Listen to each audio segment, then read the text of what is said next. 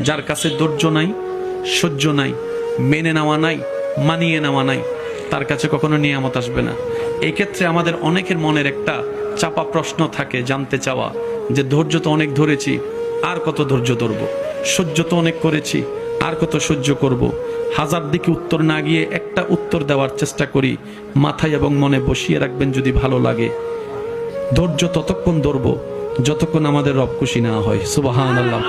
যতক্ষণ রব খুশি না হবে ততক্ষণ ধৈর্য, ততদিন ধৈর্য, তত মাস ধৈর্য, তত বছর ধৈর্য।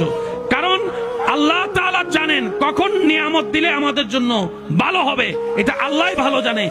ওই হুকুম আসা পর্যন্ত অপেক্ষা করতে হবে, এটার নামই ধৈর্য। কোনো হা হুতাশ করা যাবে, আফসোস করা যাবে? আল্লাহ দিল আলহামদুলিল্লাহ, না দিল আলহামদুলিল্লাহ।